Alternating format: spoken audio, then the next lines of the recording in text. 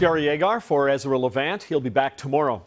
The alleged porn star killer has been arrested in Berlin, and there's been an arrest in the Eaton Centre shooting in Toronto. Is Canada a safe place? The Sun's Joe Warmington is warning us not to be too quick to call these incidents unique. Joe, welcome. Good to be with you, Jerry. You have just come from a press conference on this shooting at the Eaton Centre over the weekend at the food court of one of the more popular locations in Toronto. There were ultimately 8 people injured and, of course, great panic. What's new from the press conference today? Well, what's new is that they have a man in custody, and he's going to appear in court in Toronto here today, Jerry. He's been charged with first-degree murder. His name is Christopher Husbands. Now, the name is interesting because he actually was in custody under house arrest for a previous charge, which we haven't been able to sort out what it was yet. But here's a guy that they had in their grasp, Jerry, and for some reason didn't follow his house arrest rules under bail. And, you know, it's shocking. Behind me here is the Eaton Centre. You can see everything's going back to normal, but it's on the minds of people that, you know, you could go into the food court and this gang activity can erupt right around you.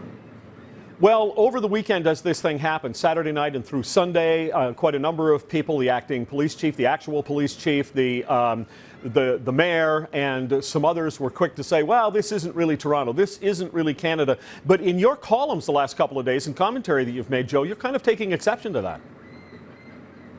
Well, I can count. I mean, I don't mean to hurt their feelings or, you know, I love the city as much as they do. But the statistics show that there is an increase in gun violence in 2012 over last year, the same kind of numbers that we had in 2005. They can downplay it. I guess they have to for business. I'm not saying people should be terrified at every corner, that kind of thing. But let's not kid ourselves. I mean, this did happen. And there's a 13-year-old boy fighting for his life on the other side of the camera over at Sick Kids Hospital. And so for them to say bring the tourists and focus on all that, I guess that's their job, but I don't like it because I like to deal with what's real. And Jerry, what's real is that there was a shooting right before this incident in Alexandra Park, which is not far from the Eaton Centre. There was one a few days before on the other side of the Eaton Centre in Regent Park.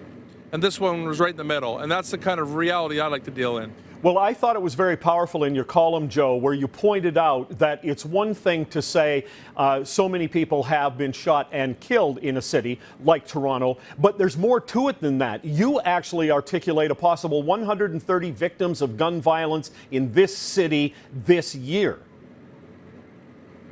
It's right off the Toronto Police website. I mean, maybe the mayor can go and have a look at it. And if the chief of police had been at this news conference today, which he wasn't, I don't know why he wasn't, but he had an acting deputy chief there who is Jeff McGuire, who's on his way to be the chief in Niagara Falls next week.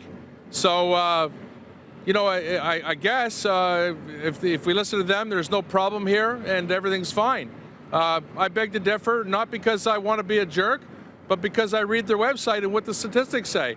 I guess I'll, you know, either I'll have to pack in and do something else, or more people will have to start reading the website. Well, you know, I think that the same kind of thing happened when we see the story with Luca Magnotta, who thankfully now has been rounded up in Berlin. But if we look back, we see an awful lot of statistics of serial killers in this country and shootings in this country. We have violence. We're not the worst country in the world, but we're not without violence. Well, you know what, I know that the numbers can get up and dance and sing if you want them to. For example, a few years ago, the most dangerous city per capita in Canada was the town of Shedden, and it had a population of 35 people, and of course it had 8 homicides at a farm, and that was the whole bikers case there. Remember that one? Yeah. And of course that's not indicative. That's not indicative of anything. That's a one-off, but they can't just say it's an isolated incident here. When Jane Creba was killed just down the street 6 years ago, there's been 9 shootings that I know of, all right around the Eaton Centre so far this year. I've been to a couple of them as a reporter. So I'm not going to sweep things under the carpet for them. They can do it. I'm not going to do it. They can serve it up, but we don't have to eat it.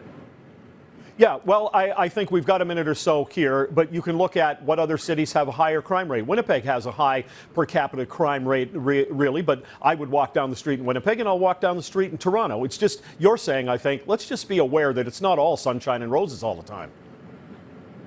Well, the 13-year-old boy and his family from Cobourg or Port Hope were just walking down the street. Then they decided to go in the Eaton Centre and have a nice day, and all these other people too.